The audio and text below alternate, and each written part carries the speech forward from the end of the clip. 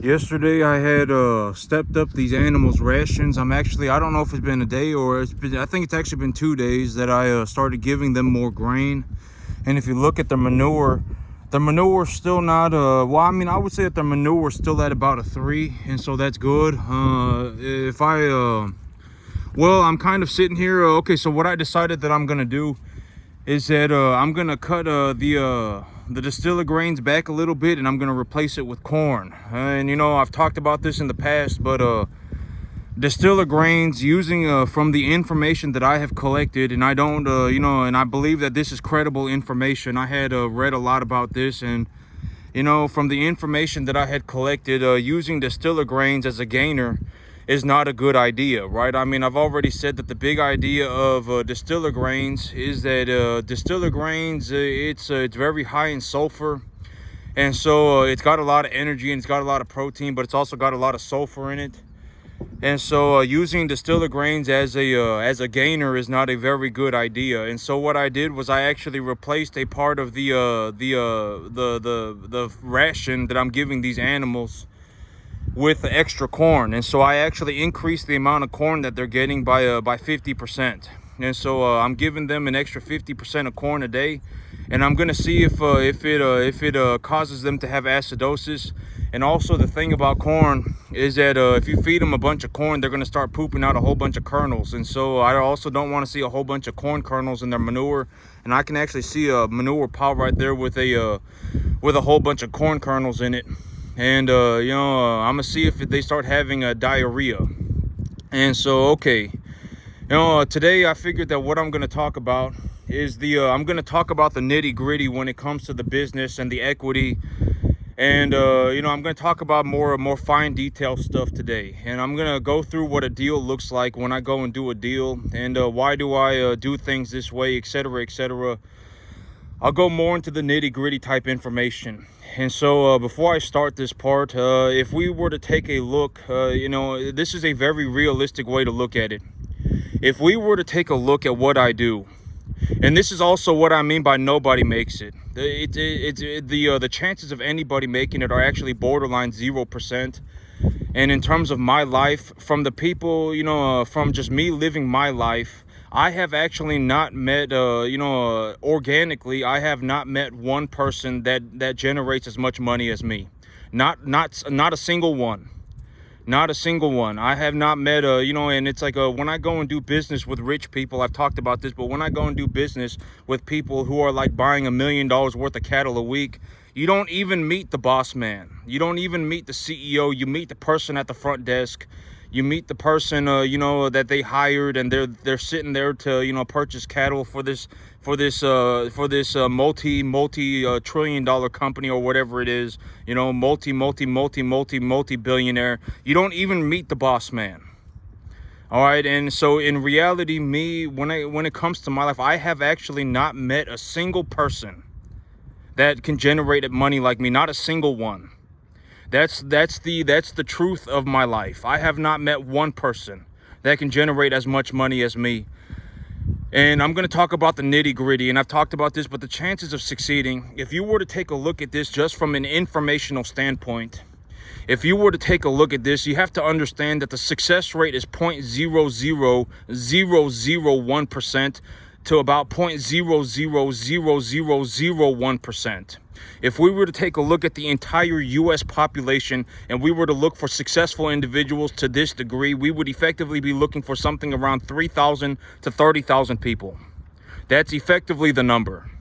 All right, and this is also what I mean by I'm giving you this information because it's like, if you do not commit yourself to the idea 100%, and I've already said that, in terms of a broader idea, it's like once you're poor, it's practically a done deal. Like once you've become a poor person, you're effectively going to die that way. It's almost a guarantee. And it's almost a guarantee. It's like by the time you've actually become a poor person, it's almost always permanent. Always. Almost always permanent. All right. And so the success rate for something like this is somewhere between 0.00001 to 0.00001%. All right, like if we legitimately had the entire population of the country and we ran them through this whole situation, if we ran everybody through this, we would effectively have somewhere between 3,000 and 30,000 people that make it. That's it. Out of the entire country. All right, it's not some, you're not gonna, it's not gonna be you and your 99 buddy pow pals. It's not gonna be you and your 4 or 5 buddy pow pals that make it. It's not even close. All right, it's going to be you, and then you're going to be the only person that you know that actually made it. That's effectively what it looks like. All right, the success rate is almost 0%. And so, you have to come to realizations with that. And I've already said, in terms of being poor, it's like once you've become a poor person, and this is, and this is something, I'm just giving information. All right, it's like once you've become a poor person, you will hold on to being poor desperately for no reason forever. It's like, you could have risked $1,000 a month and made yourself an extra 50 grand a year. You could have risked $1,000 a month and made yourself an extra 40 grand a year. But instead, you held on to being poor forever. That's 99.9999% of the country. All right, effectively. That's about what we're talking about. Maybe over 98% of the entire country, the entire U.S. The success rate for this is borderline 0%. If you were legitimately to walk the entire country and go through everybody one at a time, and you were to take a look at everybody, at 333.4 million people, you would effectively have 3,000 to 30,000 people that actually make it. That's it. All right, and so that's my perspective. I'm giving you my reality. And when you and I'm going to talk about the nitty gritty of doing a deal. I've already talked about, how do you start a business? If you want to start a business, what do I suggest? It's like if you're going to start a business, the only time you should ever start a business is when you can make a massive amount of money. And your business, the equitable valuation of your business is going to be a multiple of the earnings. If you want to get your licensing for a business, how do you do that? You just go on Google and look it up, how to start an LLC in _ state, and then you file your paperwork. And boom, congratulations, now you got your business. And if you want to find out exactly what your business is worth, how do you find that out? You go and you take it to the banker, you just show them your paperwork. And so I'm going to talk about, in terms of the nitty gritty of the deal. And why do I say things like once you start making about realistically, once you start bringing home about $10,000 a month, it's effectively so much money. You can effectively do anything on the planet short of drugs, alcohol, gambling, being an idiot, anything like that, 5 girlfriends, anything like that, short of anything like that, you can effectively do anything on the planet. And here is what I mean. I'll get into the nitty gritty of the idea.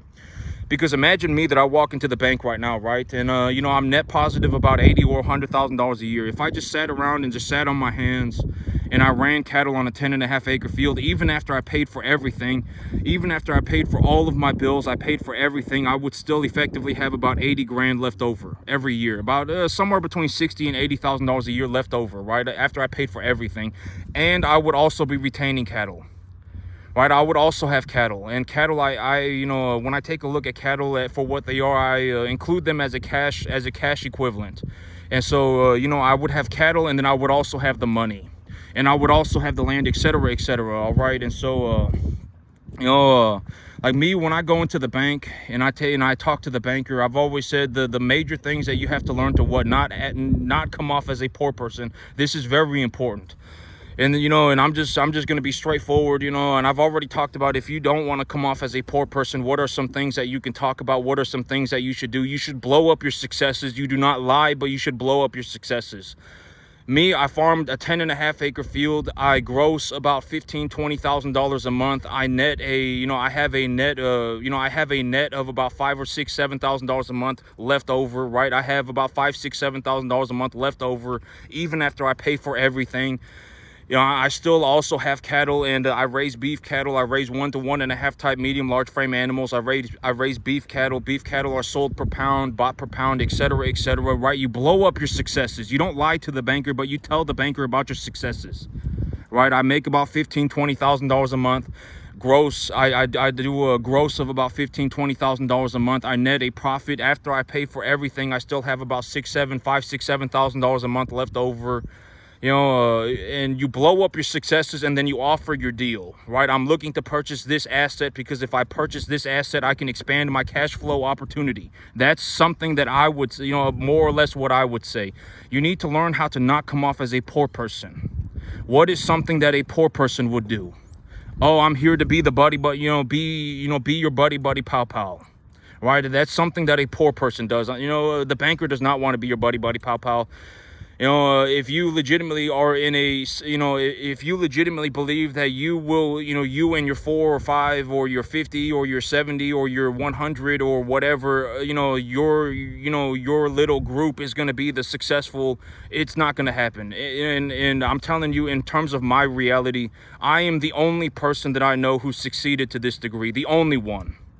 I don't know anybody, not a single person that succeeded to this level, and it's just me. And if I were to take a look at it in terms of a statistical standpoint, it's like, if I were to be in a room with the entire country, there would effectively be somewhere around 3,000 to 30,000 people in the entire country that generated as much money as me in 2024. And I'm going to talk about this, and I'm going to talk about the nitty gritty. All right. And so in terms of like, if I were going to, when I go into the bank to do a deal, what does it look like? The banker is going to take a look at the equitable evaluation of me. They're going to take a look at me and they're going to say, well, this guy runs a business and his business is evaluated at whatever, $1 million, $1.25 million.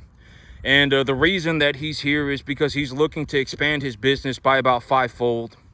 Right, that's the reason he's here. I've listened to his to what he's saying, and the reason that he is here right now is because he is here to essentially expand his business by 500%. That's what he's here to do, right?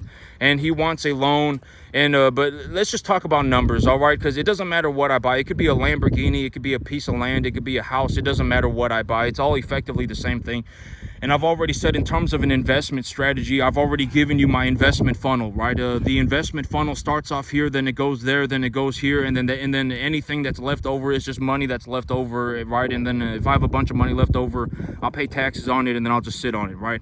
I've already talked about my investment funnel. Why is my investment funnel the way that it is? Is because effectively any time that I have money, I can run it through my funnel, and when I run it through my funnel, effectively no money is left over, right? I mean, and if the money is left over, then I can figure out, what am I going to do? Do I want to utilize this cash and purchase more assets? Do I want to present my cash portfolio to the banker to take a line of credit and then invest the credit into tax deductible assets? I can do a variety of different things, right?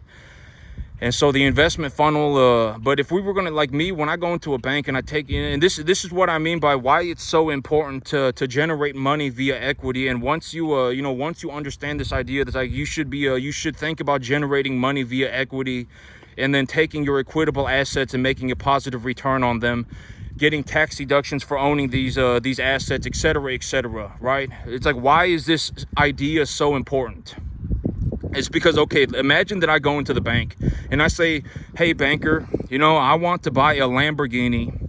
I want to buy a new piece of land. I want to buy a new house, whatever it may be, right? They're going to take a look at they're going to take a look at my financials, and they're going to say, okay, well, this is a guy who has about a $2 million net worth. He has about a $2 million net worth, and but in reality, the best deal that you could ever offer a banker is something that is already that's going to increase your cash flow. In all honesty, and I've talked about this in it's like, when you present a deal to the banker, you should not be presenting a deal that's effectively, I'm going to throw a Hail Mary into the middle of nowhere. Right, your deal should not come off like that. Your deal should not be, me and my buddy pal pal's got a massively good idea out of nowhere, and we're gonna go forward, and we're gonna hold hands. That's not a good. The banker does not care. All right, it's like when you go into the bank and you show them your deal, effectively the first thing you're looking to tell the banker is, the asset already makes money. The asset already makes money. If you finance my asset for me right now, it's a good asset and it already produces a return. That's one of the best conversations you can have with any banker. Will you finance my deal for me? And it's like me, when I went to the bank and I talked to the banker effectively said, we're taking a look at your your asset portfolio. We've taken a look at everything, your financials, and we will finance the down payment for you on a 30-year term at 10% interest, and then we will finance the rest of the deal for you on a 20-year term at 6.5% interest. That's effectively what the banker said, right? And so that's what it looks like. Like me, when I go into a bank right now and I ask it, and I talk to the banker, number one, you don't come off as a poor person, right? Think about what you're gonna say, right? It's very important, and if you legitimately, I've already given you a format of things that you can talk about. When you go into the bank and you're talking to the banker, what should you be talking about? You should blow up your successes. You're not lying to the banker, but you should blow up your successes. Tell them about your successes. Even, whatever your successes may be. I found an asset. The owner of the asset is looking to retire, and they are selling it for under market value. I would like you to take a look at this asset to finance it for me. Right? I mean, something like that, and I found a good asset. It's not damaged or anything. I found a good asset. I am presenting it to you. They're selling it for under market value, and it makes a positive return, right? The owner is looking to retire. The owner is actually on his deathbed, right? Something, and then you tell them about the successes. And I found this asset, and I'm looking for you to finance it for me. Why would you finance it for me? Because the asset already makes a positive return, and it is also equitable, right? It's not like you're buying a boat, all right? It's not like you're gonna throw a Hail Mary into the middle of nowhere, all right? It's like me, if I'm gonna use, and I don't like using me as an example, because it's like, I feel like when I talk about me as an example, it's like I'm not trying to brag, right? I'm not looking to brag. I'm not looking to whatever boast. I'm doing the best that I can to give the best information that I can. But, like me, when I walked into the bank and I asked for them to finance my deal, and, and I talked to the banker about it, on a conservative estimate, I net a profit of about even after I paid for everything, I net a profit of about $5,000 a month. About 60 grand a year, 70, 80 grand a year, something like that. In reality, it's about 70 or probably $80,000 a year. Even after I pay for everything, I have about $70, $80,000 a year left over. I'm looking to expand my business. My business did exceptionally well. I'm in the cattle business, the farming business. It's a very large market. It's not like Pokemon cards, right? It's a very large market. I do very well for myself, and then they take a look at my financials, and they say, okay, well, this guy, he is net positive of maybe $70,000, $80,000 a year, and he also has about a $2 million net worth, right? And then they take a look at my net worth, and they say, why is his net worth so high? Because he can start farms by himself. And he's in my office right now talking to me about starting another farm. This is probably a good idea. Even if we finance the farm for him, he's only going to be utilizing about half of the money that he makes right now to pay for his new farm. This is probably a very good idea. And I've always said that banks want to lend you money. That's the whole idea of a bank. The bank does not exist to hold your money. The bank exists to lend out money, and when they lend out money, they collect interest, and when they collect interest, the bank makes money. All right, so that's the big idea. And so it's like, once you fundamentally understand that idea and you present a deal to the banker is going to want to fund your deal, granted that it is a good deal, right? Here is a guy right now who has a $2 million net worth. He's looking to expand his business by 500%, and he's asking for a loan of whatever, and he's asking for a loan of, $700,000, right? He's looking to take a $700,000 loan, and, and if we finance this deal for him, it's effectively just going to be about a half to a third of his money. Or I'm not taking a loan for 700 grand, excuse me. I'll probably generate myself about 200 grand over the next 6 months, and then I'll take a loan for about $500,000. And so, all in all, I would say that the entirety of the capital that I utilize will be about 700 grand, and about 200, maybe about 250 of that will be money that I generate by myself by running my business, right? And so, that's how I present my deals to the banker. I walk into the bank, I say, you know, I talk about my successes. I'm doing very well for myself. I make myself a net profit. After I pay for everything, I still have about $5,000 to $7,000 a month left over. I'm looking to expand my business. Here are my financials. You can take a look at them. And then the banker will sit there and they will listen to what I say, and then they will take a look at my financials. They take a look at my financials. They say, okay, this guy's got a net worth of about $2 million. His net worth entirely, almost all of it, a majority of it, if not like 90% of it, 75% of it exists because he can start businesses. This is a guy who legitimately, if you took him to a farm in the middle of nowhere, he could farm. He could legitimately start his own farming business. And that's why he is worth such a massive amount of money. It's probably a good idea that we lend him money to go and start another farm. Right? That's effectively what the deal comes off as, right? All right, and so, you know, and here are the financials to prove it. I already make enough money to float my entire new deal already. I'm going to expand my business by 500%, and I already make enough money to float my deal. I already do. You know, on a 10.5 acre field. Right? And so the banker will take a look at that and they will go, "Oh, sounds good," you know, and then you end up in a situation like me. We will finance your down payment at this rate for this term, and then we will finance the rest of your deal on this rate and this term. Boom. Thank you, banker. Let me go and take a look. I don't have to close my property for another 2 months. So, I'm going to keep the information, and, thank you for the information. I will hold on to the information, and maybe you'll see me again. You shake hands, and then you walk out the bank. All right, that's it. I mean, and so the whole idea is that, why do I say things like, once you start bringing home about $10,000 a month, and once you understand how to generate equity, and you have, a relatively substantial equity portfolio, like if we were to take my numbers right now, and here's a good example, like me, let's say I take my numbers to the bank, and for whatever reason, instead of wanting to buy a new piece of land, instead of expanding my business, I told the banker, you know what, I want to finance a Lamborghini, and then I want to finance my Lamborghini. I want to finance a Lamborghini.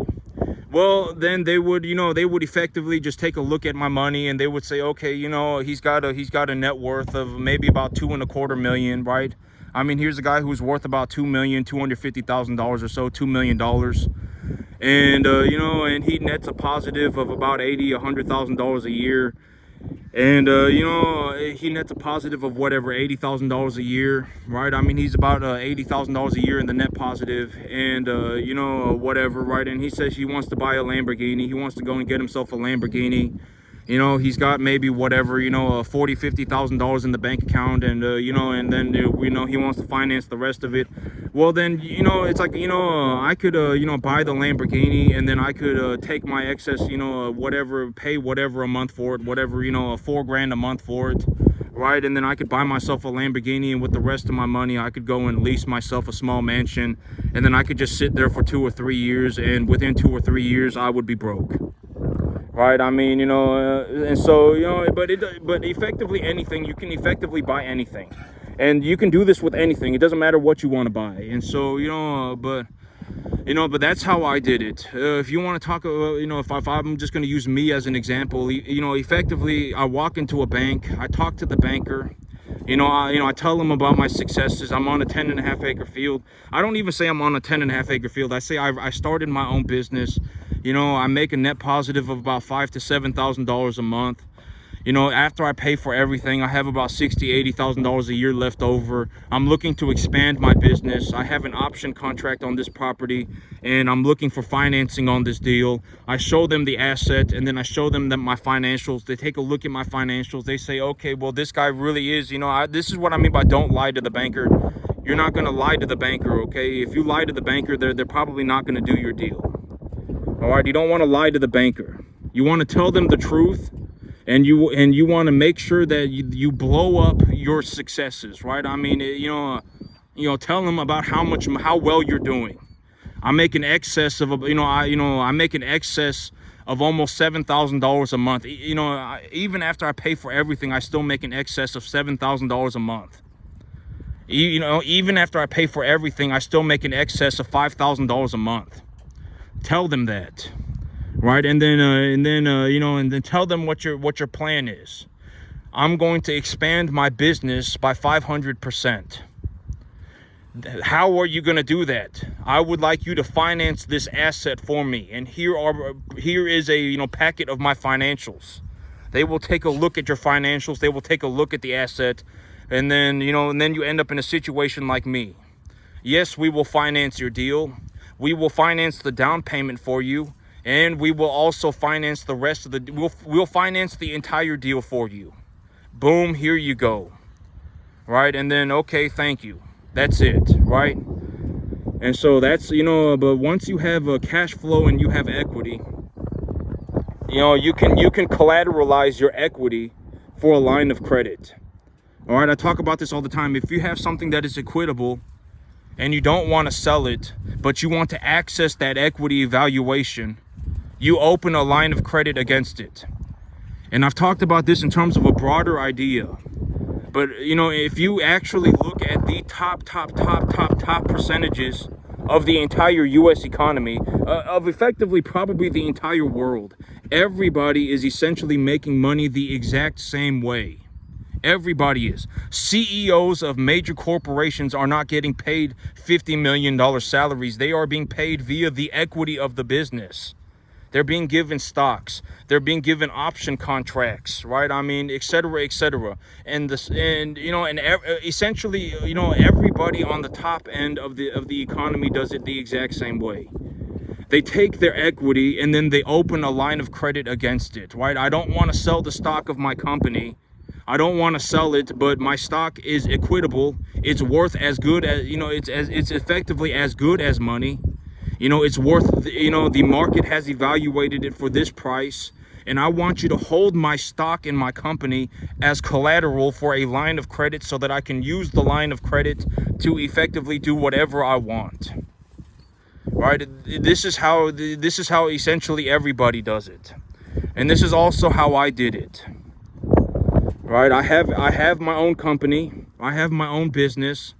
I'm net positive a drastic amount of money. You know, and if I include my cattle as a you know, if I include my cattle as a cash equivalent, I mean, we're talking about maybe you know, I do about 120,000 a year net positive, right? And so, you know, and it's like, if you need me to go and make a little bit, you know, go and you know, put a little bit more money in my bank account, I can do that effectively at any time. I can just liquidate some of my assets, right? I mean, you know, and so, you know, just, and then the banker will tell you, you know, if your deal does not float, they'll tell you why, and then you go and then you just do the things, and then your deal is good to go. All right, and so and I'm not the only one that did it like this. Everybody does it like this. If you actually look at the top end of the economy, CEOs of major corporations are not getting paid massive salaries. They're not getting paid massive salaries. They're getting paid via the equity of the business. Right, they're getting paid via, you know, shares of their company. They're getting paid via option contracts, right? And then you can take those shares of the company, take them to the bank, hold them as collateral, and then open a line of credit, and then you can go and do whatever you want while you hold on to your asset. And so, you know, that's the nitty gritty. You know, that's you know, that was the, you know, I'm talking to you about the nitty gritty, right? And so, you know, but the thing, you know, and I like to put a lot of emphasis on this, because, you know, it's like, if you're watching me and you're going, oh my God, you know, here's a guy that, you know, he has, you know, this is a guy who legitimately generates multi-million dollars a year.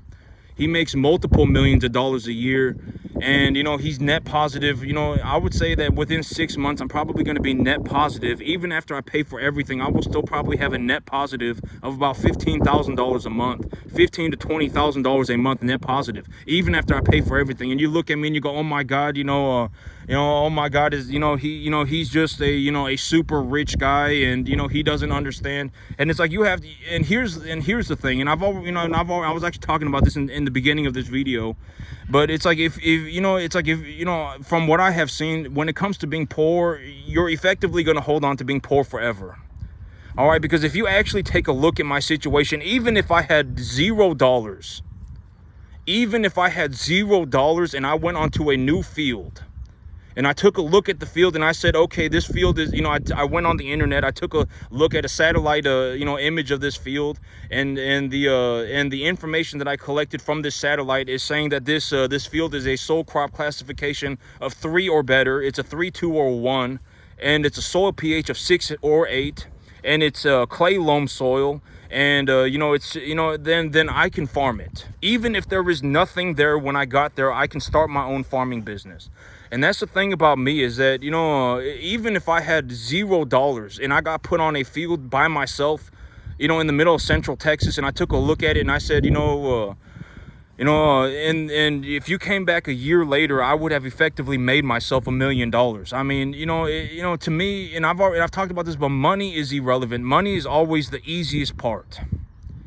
This is also something that you have to understand. Why do you not ever tell anybody, like, especially not the banker? Well, but even if you don't tell anybody, everybody's gonna know.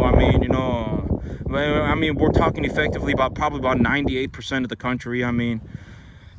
Almost everybody's going to be having money problems. And if you want to know what money problems, it's like, if you're worried about money, then you're having money problems. All right, that's how even if you have if you have $1 million in the bank right now and you're 65 and you're retiring and you're still worried about money, then you're having money problems. All right, that's how it is. If there is a small sliver of your existence that is worried about money, then you're having money problems. Money is trivial. If I want to make more money, I will just run more cattle. It's as simple as that. When I run cattle, I make so much money, I can effectively do anything on the entire planet. Effectively anything. It's sort of like drugs, alcohol, 15 girlfriends, being an idiot. It's short of anything like that. I can effectively do anything on the entire planet. And so, it's like, if there is a small sliver of your existence that is worried about money, then you're having money problems. All right, I'm not worried about money at all. 0% of me.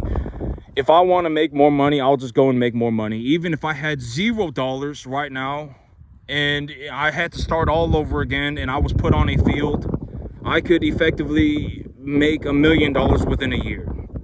That's what it looks like. All right. And so, once you once you learn how to generate equity, once you learn how to make a positive return, and the big idea is that when you generate equity, you're also looking for tax benefits. You're looking to get tax deductions.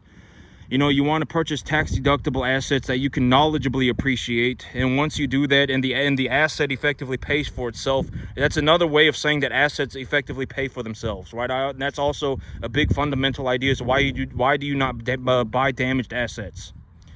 Why you don't buy buy damaged assets? Because there is no fixing the damage. All right, you're not there is no reason to buy a damaged asset. You don't buy damaged assets, all right? And why? Because the asset is going to pay for itself anyway. So if you have an asset and you can make a positive return on it, and you also get tax deductible, you also get tax deductions on it, then you're effectively, and you do that effectively for just whatever, but you're effectively just going to start feeling the effects of wealth immediately. Effectively immediately, because it's like, now you got it's like, maybe you're net positive $50,000 a year. You risk your net positive whatever $50,000 a year, and you take your your business to the bank and you get it evaluated, and they say, well, this business is worth whatever, 750 grand, and then you get your little bit of cash, your extra $50,000 a year, then you can effectively buy anything you want. Just hold my equity as collateral. You can hold my equity as collateral, and then I will use my cash flow the money that I'm already making. I will utilize my cash flow to float the debt service, and then you can effectively buy anything. You do that for like 2 or 3 years, and it's like, effectively you have a $2 million equity portfolio, and you're making an extra $150,000 a year, and whatever you want to buy, you can just collateralize your equity and then just float the debt service using your cash flow, and then you can effectively buy anything on the entire planet. All right, that's legitimately how I did it.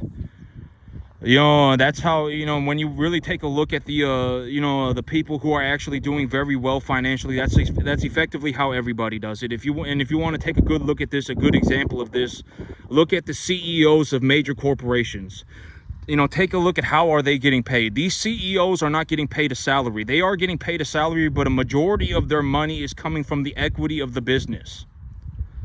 All right. And it's like, if you ever want to buy anything and you have something that is equitable, that equitable thing is as good as money itself. It's not cash, but it is as good as money.